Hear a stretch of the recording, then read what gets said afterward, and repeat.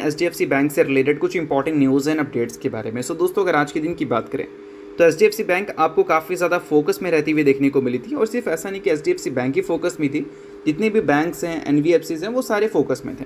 क्यों?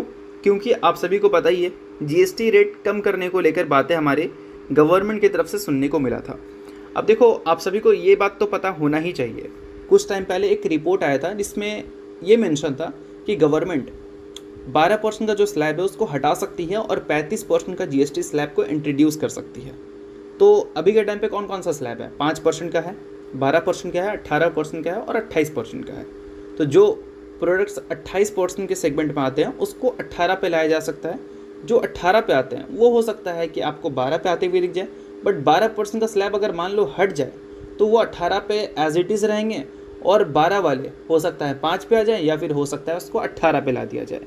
और 35% का जो स्लैब इंट्रोड्यूस हो सकता है, ये कोई ऑफिशियल खबर नहीं है, रिपोर्ट हमें सुनने को मिला था जिसकी बात हमने किया भी था। अगर 35% का स्लैब आ जाए तो हो सकता है कि काफ़ी सारे जो प्रोडक्ट्स ऐसे हैं जो 28% के स्लैब में है उसको 35% पे भी लाया जा सकता है। इस चीज़ को ध्यान में रखना। बाकी आज के दिन हमारी बैंक्स, एनबीएफसी इसलिए खुश है क्योंकि व्हीकल्स में जीएसटी रेट कम करने को लेकर बातें चल रही हैं, इलेक्ट्रॉनिक प्रोडक्ट्स में जीएसटी रेट कम करने को लेकर बातें चल रही हैं। लाइक वॉशिंग मशीन आप ले सकते हैं, आप एसी ले सकते हैं, टीवीज़ ले सकते हैं। तो इससे क्या है कि हमारी जो बैंक्स हैं, एनबीएफसी कंपनीज हैं, उनको पहले के मुकाबले फाइनेंस के लिए लोग ज़्यादा कांटेक्ट करेंगे, जिससे अल्टीमेटली उनके जो बिजनेस है वो अच्छा परफॉर्म करेगा। बट उसके अलावा दोस्तों एक और न्यूज़ है, और वो न्यूज़ हमें S&P ग्लोबल की तरफ से आती हुई दिख रही है।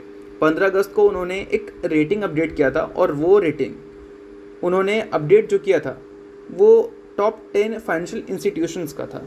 और पहले जो रेटिंग थी और अभी जो रेटिंग है उसमें एक बदलाव है, और वो बदलाव है अपग्रेड का।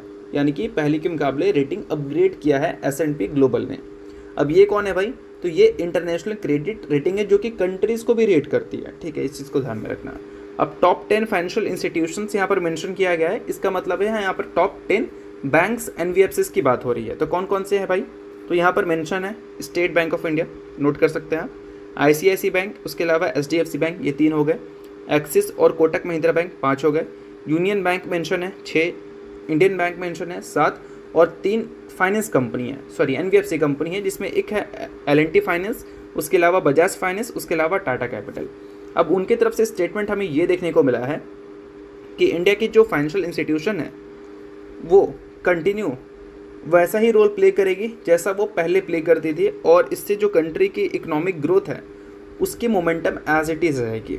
ठीक है, और इस वजह से जो long term issuer credit rating है, क्रेडिट रेटिंग, उसको उन्होंने अपग्रेड किया है इन 7 बैंक्स का, जिसकी बात हमने किया, State Bank of India, ICICI bank, HDFC bank, Axis, Kotak, Union और इंडियन बैंक। ठीक है, तो इन सारी चीज़ों की वजह से आज के दिन हमारे जो बैंकिंग सेक्टर हैं वो आपको फोकस में रहते हुए दिख रहे थे।